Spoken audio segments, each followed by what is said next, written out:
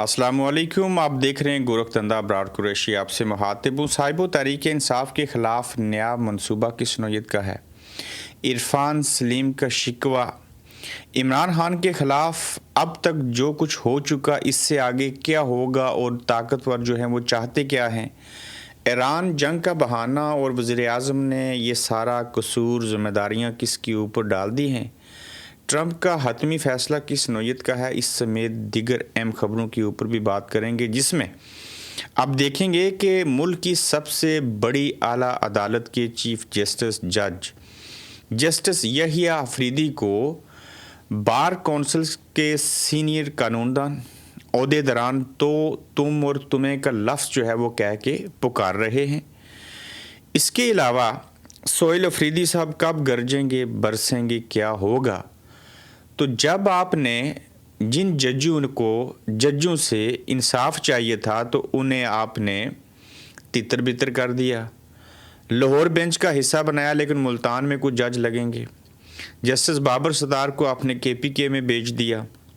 پہلے احساس اداروں نے، انٹیلیجنس کے لوگوں نے ان کے بیڈ رومز میں کیمرے لگائے، ان کی فون کال جو تھی وہ ٹریک کرتے رہے، ریکارڈ کرتے رہے۔ ان ججوں کو آپ لوگ انصاف تو نہ دے سکے اور ججوں کو سنا بھی نہ، اور ان کے تبادلے کر دیے۔ یعنی کہ اس ملک میں ججوں کو ججوں سے انصاف نہیں مل رہا۔ یہ عدلیہ نہیں، یہ کچھ اور ہے۔ اس عدلیہ سے تو صاحبو گاؤں کا چودھری، نمبردار، کھڑ پینچ، وڈیرا، سرمایہ دار پھر بھی بہتر فیصلے کرتا ہے۔ کیوں؟ اسے پھر بھی دیا آ جاتی ہے، کبھی کبھار وہ رحم کھا جاتا ہے، لیکن یہاں پہ ایسے حالات ہیں کہ جج کو جج سے انصاف نہیں مل رہا۔ کتنے جج جو تھے وہ زبردستی، جبری، انہیں بلیک میل کر کے، مجبور اور لاچار کر کے، جسٹس منصور علی شاہ ہیں، کتنے نام ہیں، انہوں نے استعفے دیے اور قبل از وقت نوکری جو تھی وہ چھوڑ دی۔ لیکن جہاں پہ میں عدلیہ کے اوپر تنقید کرتا ہوں اور جہاں پہ حامد خان نے اور دیگر لوگوں نے گزشتہ روز پریس کانفرنس کر کے جسٹس یحییٰ کو آپ کہنے کے بجائے کہا کہ تم ایک نااہل اور گندے انسان ہو عدلیہ میں، ہمیں آخری امید ہے کہ یہ 26ویں اور 27ویں آئینی ترمیم اور یہ جو کچھ ججوں کے حوالے سے کیا گیا ہے انہیں ریورس کرو، اپنی بطور چیف جسٹس آف پاکستان حیثیت جو ہے اس کو بحال کرو، اگر نہ ہوا تو پھر ہم کوئی لانگ مارچ کریں گے۔ اب تحریک انصاف والے بھی چاہ رہے ہیں کہ وہ کوئی لانگ مارچ کریں، 8 مئی کی بات ہو رہی ہے، یہ دوسرے ایپیسوڈ کے اندر میں بڑی مفصل اس کے اوپر بات کروں گا۔ لیکن صاحب سوال یہ ہے کہ پاکستان کی تاریخ دیکھیں تو ان ججوں نے اسٹیبلشمنٹ کے کہنے کے اوپر ان کا ٹاؤٹ بن کے اتوار کو عدالتیں کھولیں، چھٹی والے دن کھولیں، ہر وزیر اعظم کو انہوں نے فارغ کیا، اسے 5 سال پورے نہیں کرنے دیے، اسٹیبلشمنٹ اور عدلیہ نے مل کے۔ جس جج نے ذوالفقار علی بھٹو کو پھانسی دی تھی، اس کو مرنے کے بعد اس کا جب جنازہ پڑھنے گئے تو شہد کی مکھیوں نے حملہ کر دیا۔ بعد میں باقی ججوں نے کہا کہ ذوالفقار علی بھٹو کو عدالتی قتل ہوا۔ اب جب وہ ہو گئے، پھانسی کے اوپر چڑھ گئے، قبر میں چلے گئے اور 30-35 سالوں کے بعد بیان کر رہے ہیں، تو کیا فائدہ؟ لیڈر تو چلا گیا۔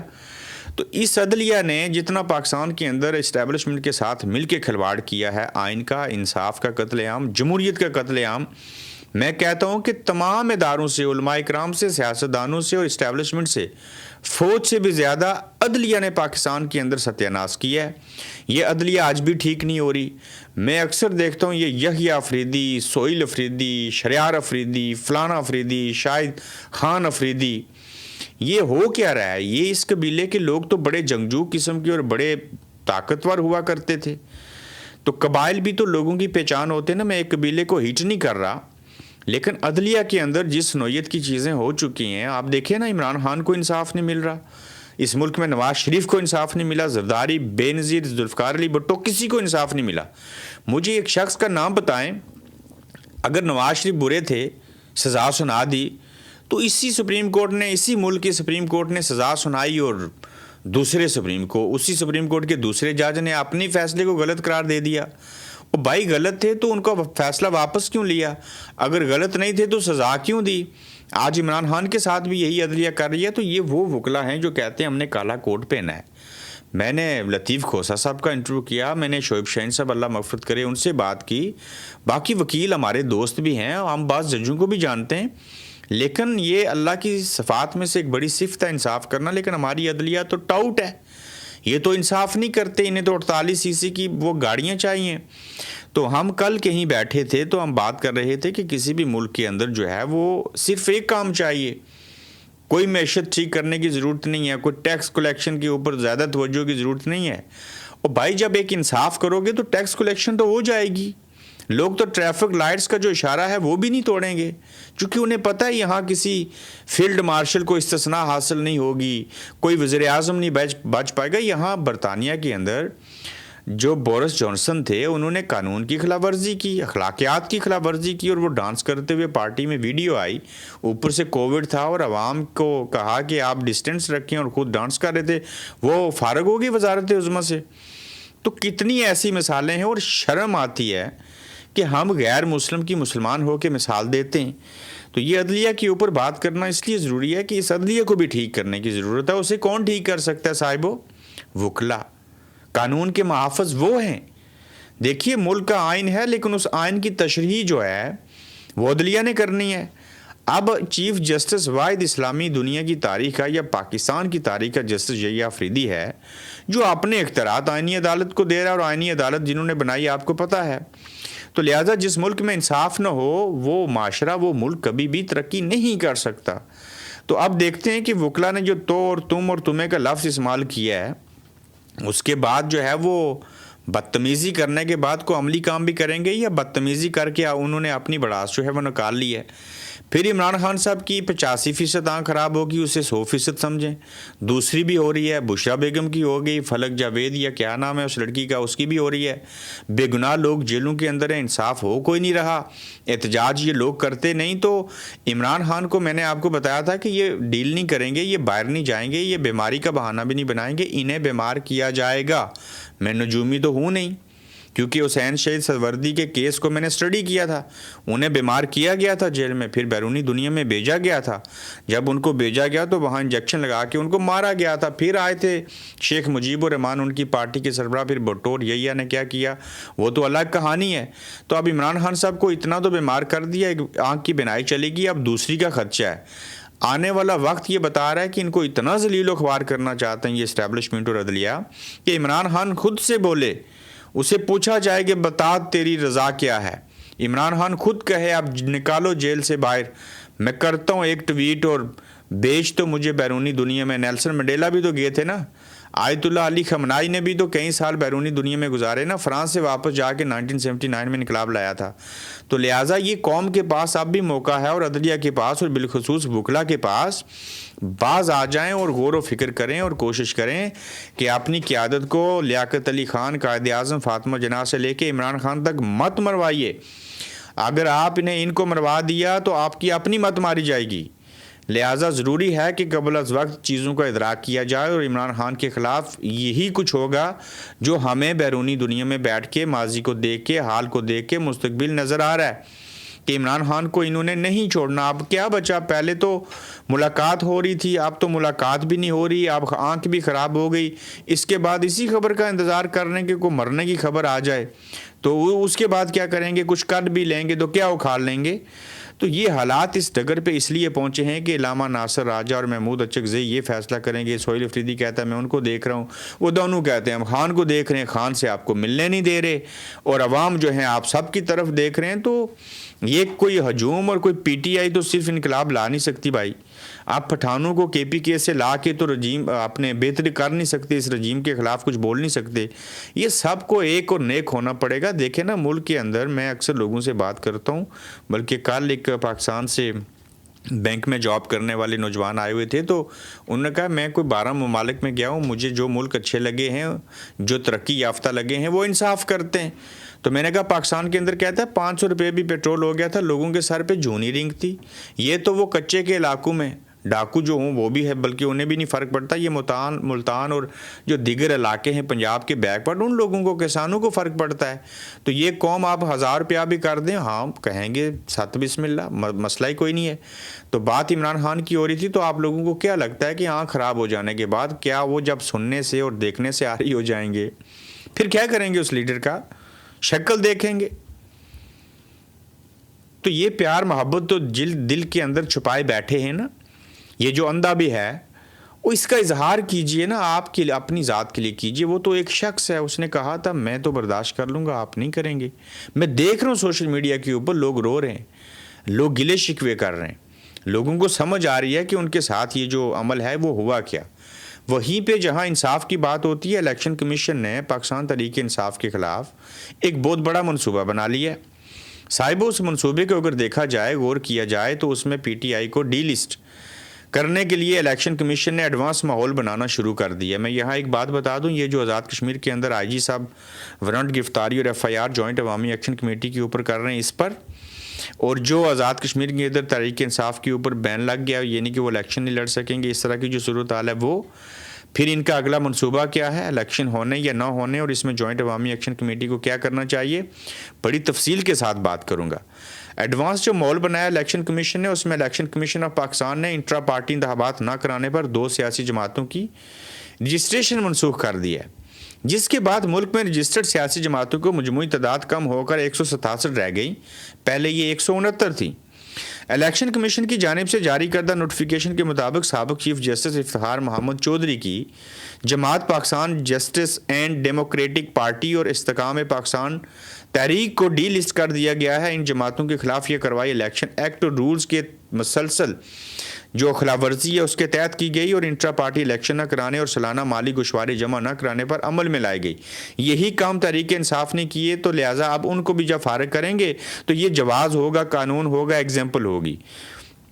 الیکشن کمیشن کے پولیٹیکل فائنانس ونگ کی سفارش پر کیے گئے اس فیصلے کے تحت دونوں جماعتوں سے ان کے انتخابی نشانات بھی واپس لے لیے گئے. کمیشن کا موقف ہے کہ مذکورہ جماعتوں کو اپنا ریکارڈ درست کرنے کے لیے متعدد مواقع فراہم کیے گئے تھے، تاہم ناکامی پر 16 اپریل کو انہیں ڈی لسٹ کرنے کا حکم دیا گیا. تازہ ترین فہرست کے مطابق اس وقت P T I, T L P سمیت 4 سیاسی جماعتیں ایسی بھی ہیں جو کسی باقاعدہ سربراہ یا انٹرا پارٹی انتخابات کے بغیر کام کر رہی ہیں. تو لہٰذا تیار ہو جاؤ، ہوشیار ہو جاؤ، خبردار ہو جاؤ.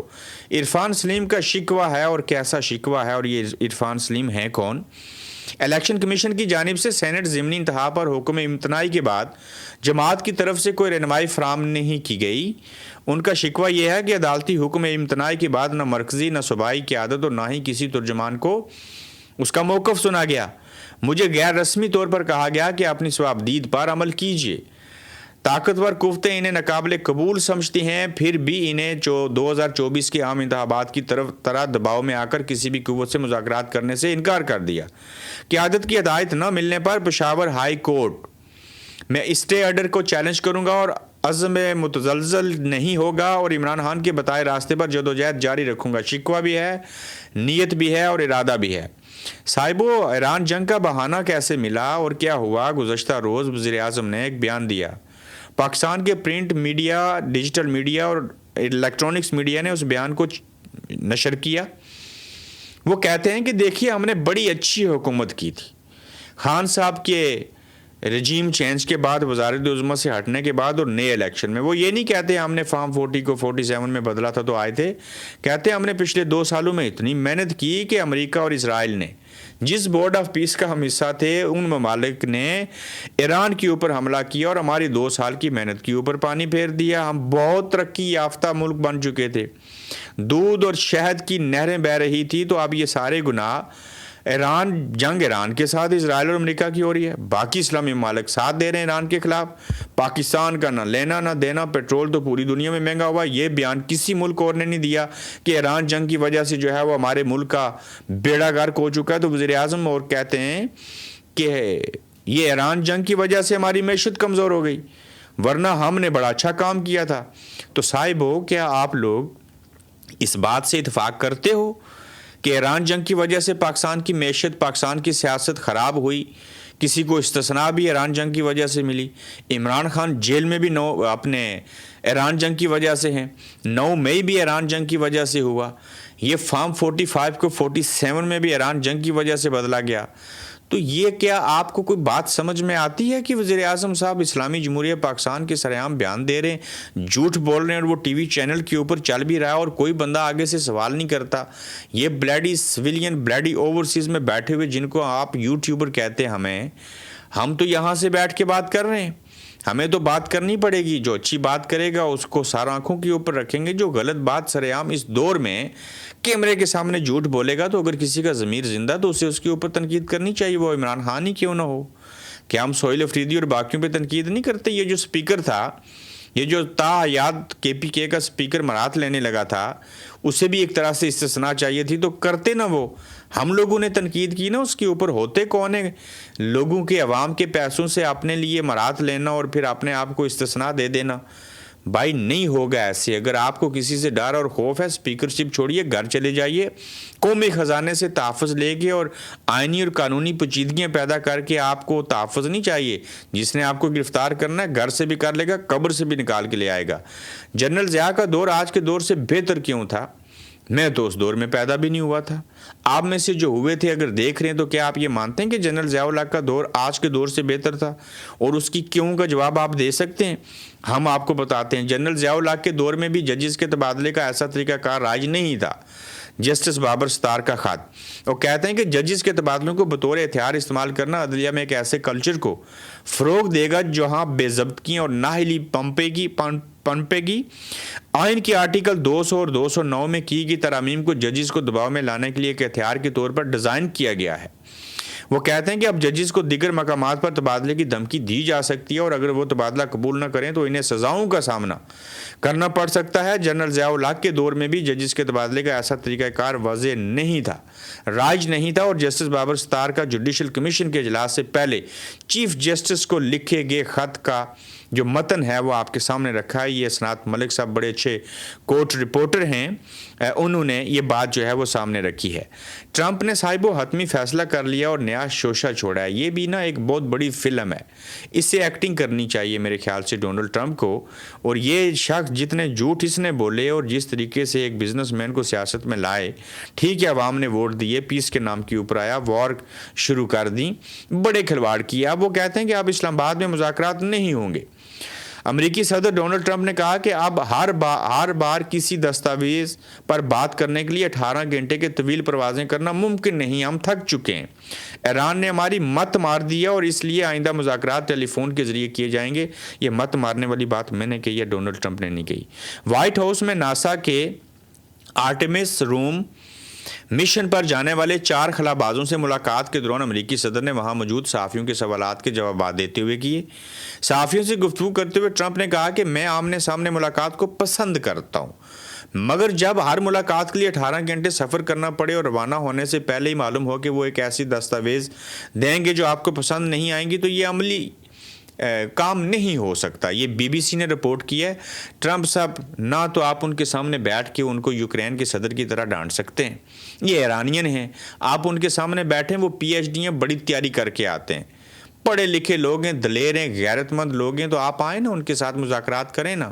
ایران چلے جائیں نا, تھوڑا سا پاس ہے, کسی اور ملک میں بیٹھ جاتے ہیں, ترکیہ میں چلے جائیں, قطر میں بیٹھ جائیں. مذاکرات اس لیے نہیں ہو رہے بھائی, آپ کو وہ ایسا جواز نہیں دیں گے. ابنائے ہرمز آپ کے کہنے کے اوپر کھولے اور بند نہیں کریں گے. جوہری ہتھیار آپ کے کہنے کے اوپر بنانے اور نہ بنانے کا فیصلہ نہیں کریں گے. جس دن یہ انہوں نے کر دیا, اس کے بعد تو آپ وکٹری سپیچ دینا شروع کر دیں گے. آخری نقطہ ہے جی کہ سیاسی جوڑ توڑ شروع ہو چکا ہے, اور سیاسی جوڑ توڑ پاکستان کی تباہی کی بنیادی وجہ سیاسی گھوڑے ریسٹ بعد پھر سے تر و تازہ ہو چکے ہیں. نئے سیٹ اپ کی مبینہ تیاریاں شروع ہو چکی ہیں. سابق وزیر اعلیٰ پنجاب اور پی ٹی آئی کے مرکزی رہنما چودھری پرویز الہی کی چیئرمین بلاول بھٹو زرداری سے ملاقات اور پیپلز پارٹی میں شمولیت. بہت جلد چودھری پرویز الہی گجرات میں جلسہ عام منعقد کر کے باقاعدہ طور پر اپنے دیگر وفقا کے ہمراہ پیپلز پارٹی میں شمولیت کا اعلان کر سکتے ہیں. یہ نئے میدر پنجوتا صاحب نے اور دیگر لوگوں نے کچھ تنقید کی ہے اس بات کے اوپر. یہ جو پیٹرول بڑھا ہے اس کے اوپر بھی آگے بات کریں گے. اپنا خیال رکھیے, اپنا فیڈ بیک دیجیے, تو جلد انشاءاللہ آپ سے پھر ملیں گے. آپ دیکھ رہے ہیں گورکھ دھندا ابرار قریشی کے ساتھ.